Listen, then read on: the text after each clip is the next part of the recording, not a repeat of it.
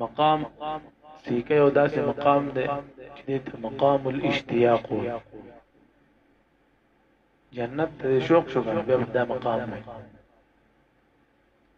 یعقوب علیہ السلام چې خپل بچی پسې خفاو یوسف علیہ السلام دا طبیعت ها چې کله یو سړی یو شی پسې ارمان کوي نو دا غي ارمان خپل څه आवाज وي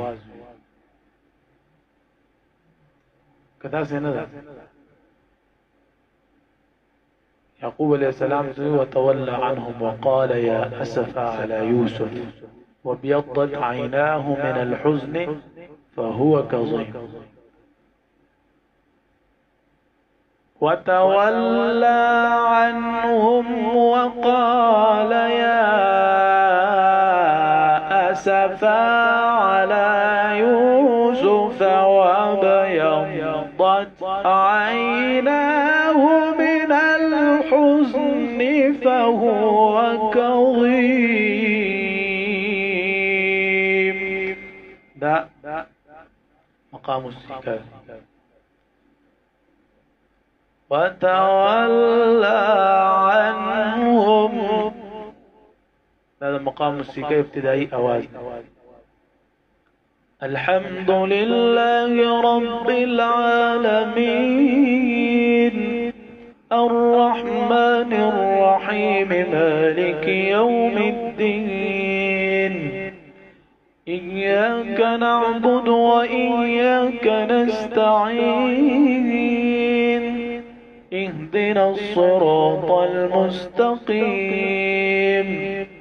صراط الذين أنعمت عليهم غير المغضوب عليهم ولا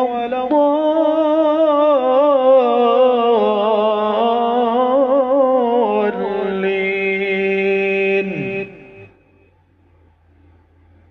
ولا تمدن عينيك إلى ما متعنا به أزواجا منهم زهرة الحياة الدنيا لنفتنهم فيه ورزق ربك خير وأبقى. وأمر أهلك بالصلاة واصطبر عليها لا نسألك رزقا نحن نرزقك والعاقبة للتقوى. وقالوا لولا يأتينا بآية من ربه أولم تأتهم بينة ما في الصحف الأولى ولو أننا أهلكناهم بعذاب من قبله لقالوا ربنا لولا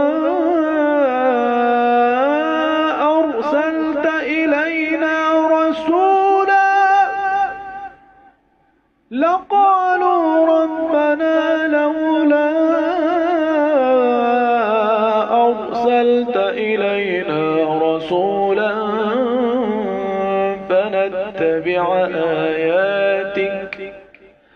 فنتبع آياتك من قبل أن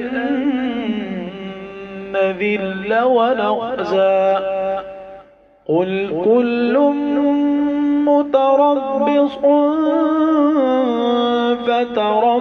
فتربصوا فستعلمون من أصحاب الصراط السوي ومن اهتدى. الحمد لله رب العالمين.